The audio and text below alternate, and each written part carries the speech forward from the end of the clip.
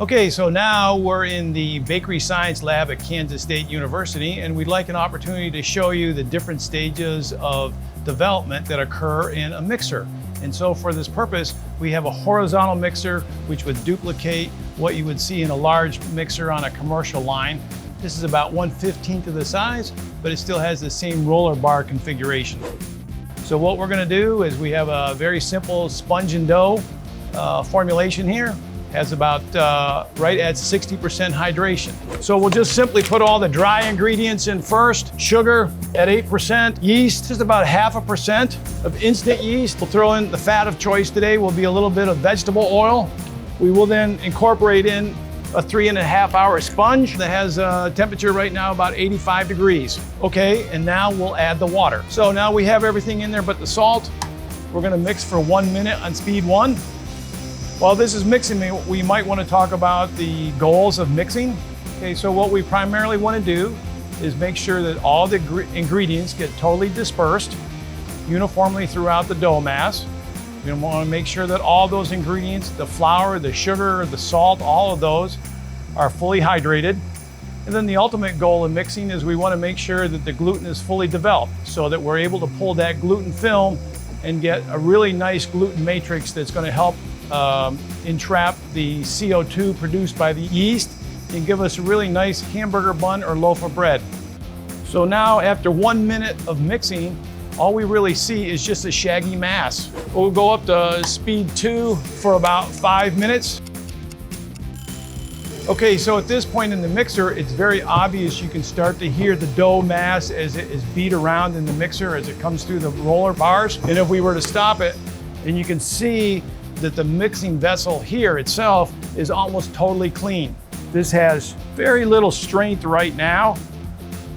It tears right away. So we have no gluten development yet. And again, we have not added the salt yet. So now at this point, we'll throw in the salt. Okay, so after 3 minutes of mixing on second speed, after the addition of the salt, let's look at what the dough looks like as it comes off the roller bars. Here you can see that the mixing chamber is totally clear on all sides. We fully hydrated everything. We have all the ingredients totally dispersed, but the dough is still rather stiff, start to get a little sticky. And if I pull a gluten film on it now, you can see that the film is starting to develop right here.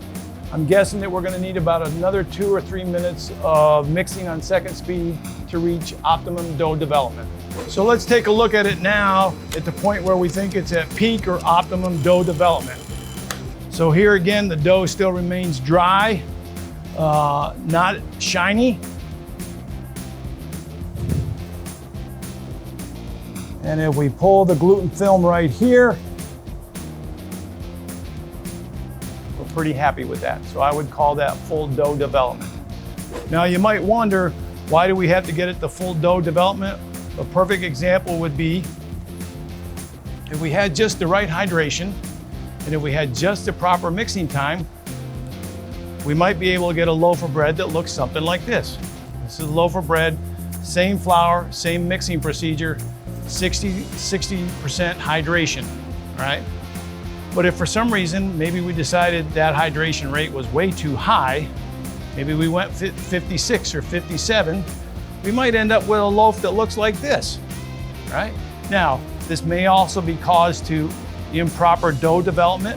Maybe the mixer operator didn't mix it to full optimum dough development, or maybe it was an absorption issue. But in either case, I think you would agree, we'd always prefer to have this loaf as compared to this loaf. Keep in mind, the most important factor in ingredients and processing is consistency.